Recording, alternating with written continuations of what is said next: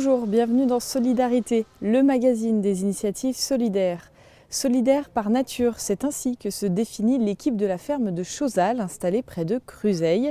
L'établissement accueille une soixantaine de personnes en situation de handicap et les accompagne par le travail. On regarde le 60 secondes pour comprendre.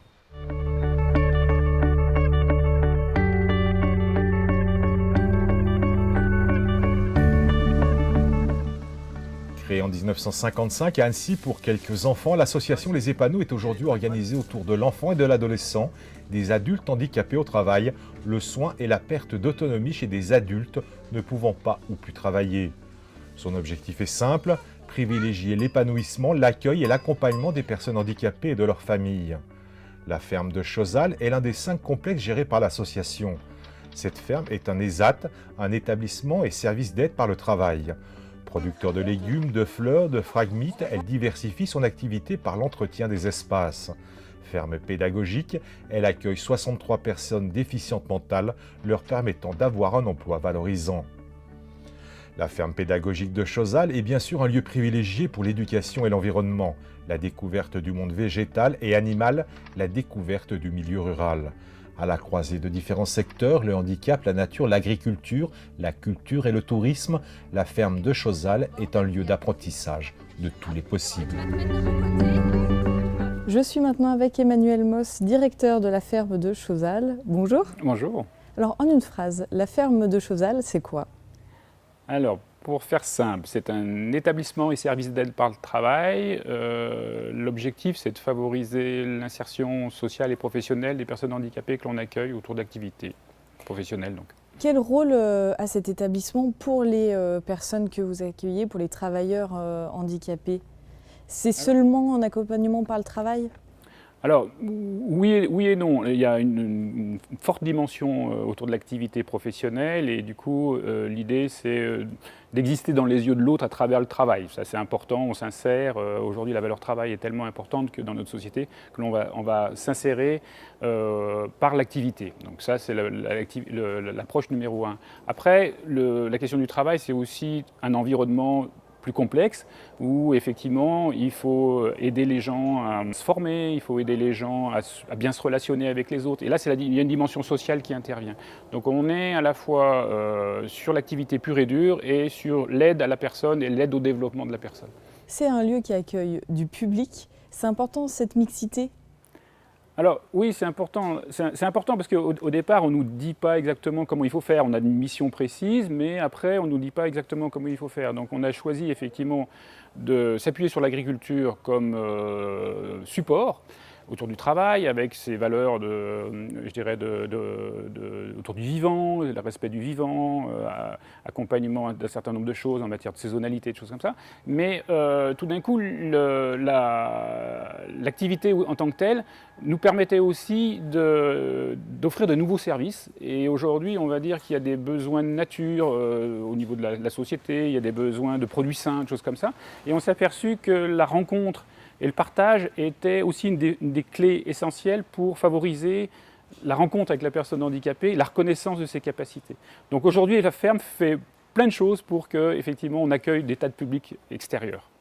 On va regarder ça puisque Jean-Paul Crespi a passé quelques heures avec l'équipe à la ferme de Chauzal. On regarde son reportage et on se retrouve juste après.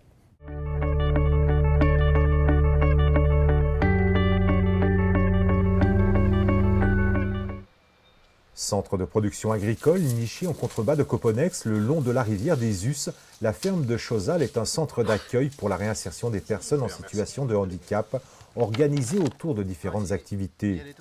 Un seul objectif pour tous ces jeunes, intégrer un milieu professionnel tout en partageant une vie sociale.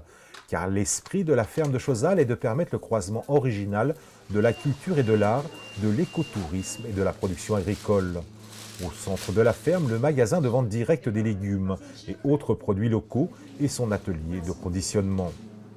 Pédagogique par l'apprentissage, surtout depuis qu'on a mis en place l'éco-boutique. C'est pour eux la découverte de nouveaux métiers, l'accueil, le commerce, la tenue de la caisse, la tenue des stocks, l'étiquetage, la mise en rayon, le paraître. Et puis l'objectif principal, c'est quand même d'accueillir le client et de s'ouvrir sur le monde extérieur. plus de contact dans l'atelier, à l'extérieur aussi, à la boutique, encaisser les clients, partager des moments avec les clients, avec les autres. Et pour moi, c'est plus raisonnable que dans d'autres choses. 320 grammes. Avant d'être à l'atelier, j'étais en maraîchage, floriculture. J'ai fait espace vert et maintenant je suis à l'atelier. J'aime bien mettre le raffia après les creusets. J'aime bien souder, j'aime bien aussi peser quand on me demande de le faire. Et sinon, j'aime bien aller en boutique quand il y a des clients, surtout les clients pour les accueillir. 15 ans, non, elle ne fait pas partie des plus anciennes. Elle commence. On a des gens qui sont là depuis 30 ans, donc depuis l'ouverture. Alors petit à petit, ces gens arrivent à la retraite, donc ils s'en vont tout doucement. Mais effectivement, 15 ans, c'est beaucoup. Beaucoup de jeunes, quand ils rentrent à la ferme de Chauzal, le but c'est de ne pas savoir quand ils vont sortir de la ferme de Chauzal, sauf si ça ne correspond plus à leur projet de vie ou à leur projet professionnel. Il y a beaucoup de solidarité entre chaque travailleur dans cet atelier. Beaucoup d'accueil. On peut avoir une personne de l'extérieur, une personne en stage. Ils sont accueillants, ils sont solidaires, ils s'entraident les uns les autres, ils acceptent les différences de chacun. Et ça, à mes yeux, c'est très important. Et c'est ce qu'on essaye de leur transmettre aussi, le fait de pouvoir accepter les différences de l'autre. À la ferme, tout un chacun peut effectuer des balades à dos d'âne. Une activité originale basée sur la rencontre et le jeu pour apprendre, se souvenir, réfléchir, communiquer, pour être attentif à son environnement. Les animaux sont médiateurs et facilitent le travail. Quand on a des groupes en institution de personnes qui ne veulent pas venir au contact, l'âne ou les animaux vont faciliter ce contact et vont permettre d'établir une relation et de permettre un dialogue. Même s'il n'est pas dans le langage, il y aura contact et du coup il se passe des belles choses. C'est la vie, c'est une famille, on est ensemble et on partage le partage. Moi, je leur dis que je suis être animatrice, je leur explique que je nourris les animaux, faire les soins, quoi, tout ça, quoi. L'après-midi, souvent, il y a des enfants qui viennent et puis on anime, quoi. Pour moi, j'aime beaucoup les animaux et les enfants, quoi. Donc pour moi, ça va tout. La ferme de Chauzal dispose d'un foyer avec 10 places d'hébergement et 19 places en appartement de soutien pour les personnes plus autonomes. La ferme de Chauzal développe ainsi son ambitieux dessein dans un petit paradis éthique dont l'unique projet solidaire est la compréhension et le respect de l'autre.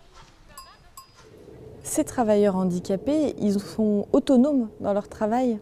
Alors, pas complètement, parce que sinon on pourrait dire qu'ils seraient en milieu ordinaire. Sous réserve qu'ils trouvent de l'emploi aussi en milieu ordinaire. Mais pour autant, ils sont en capacité de travailler, mais avec un certain nombre de conditions ou d'aménagements. Et du coup, on a en particulier ici des moniteurs d'ateliers, des moniteurs qui sont un peu à la fois des maîtres d'apprentissage, qui sont à la fois des techniciens qui conduisent avec les personnes handicapées une production.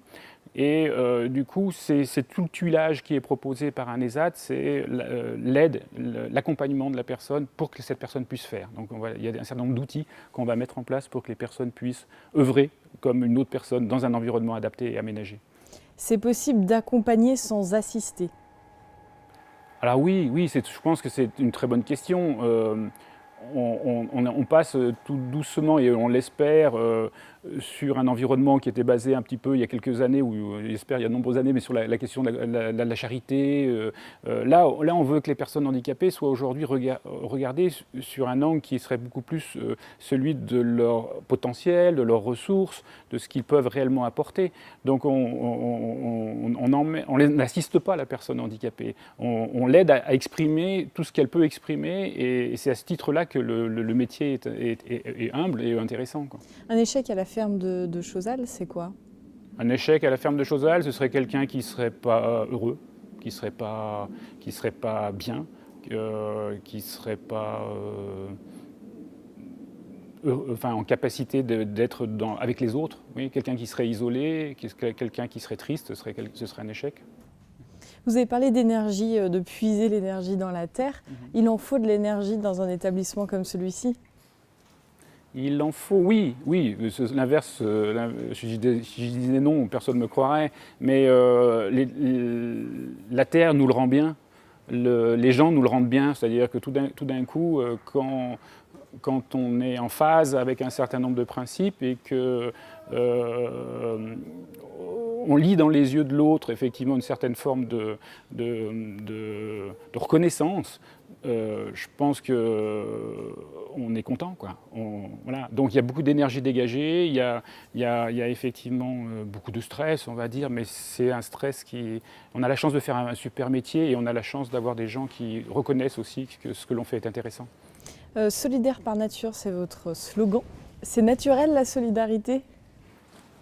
Oh là là, c'est un piège, la solidaire. Non, je pense que oui, on voulait marquer bien sûr l'idée qu'on était dans un mouvement qui faisait attention à ce qui se passait un peu autour de lui et qui pouvait être force de proposition. C'est-à-dire que le solidaire par nature, c'est effectivement solidaire ensemble, mais on se force pas, quoi. Et on imagine qu'en faisant des choses ensemble, on va être encore plus fort et on va être source de proposition.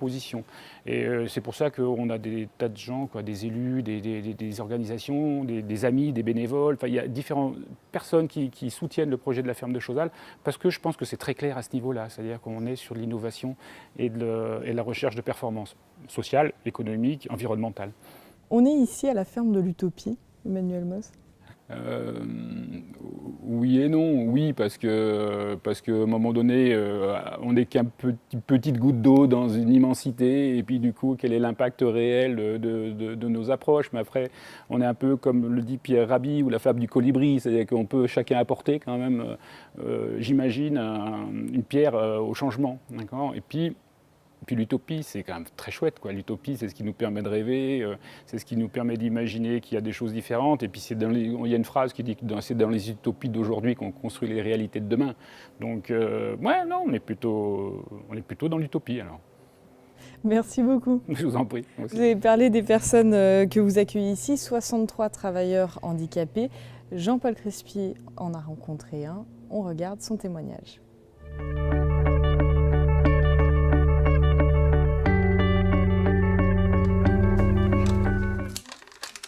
Il y a en 1999.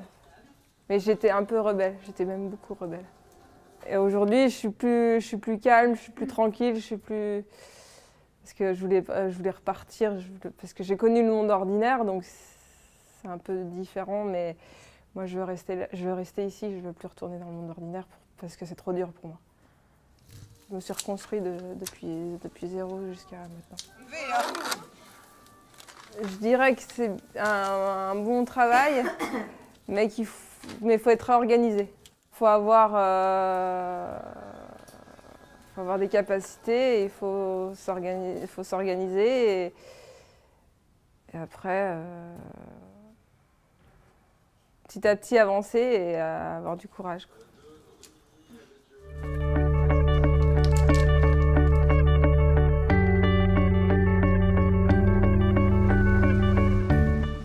Comme chaque semaine, avant de se quitter, on jette un coup d'œil à la plateforme de financement participatif Les Petites Pierres qui se bat contre le mal-logement. Regard aujourd'hui sur ce projet original mené par l'association Le Prado à Lyon. Elle accompagne des jeunes en souffrance, des jeunes ayant connu maltraitance, exclusion ou rupture familiale. Pris en charge jusqu'à leurs 18 ans dans des structures d'accueil, ces jeunes doivent ensuite apprendre à vivre en autonomie. L'association Le Prado a choisi de faire appel aux Petites Pierres pour financer la construction d'un appartement témoin pour aider le jeune à prendre soin de son chez lui. Pour en savoir plus sur ce projet et pour le soutenir, une seule adresse, lespetitespierres.org. Et puis une autre adresse à noter, c'est bien sûr solidarité@tv8montblanc.com pour nous faire partager vos coups de cœur solidaires. On se retrouve la semaine prochaine, même heure, même jour.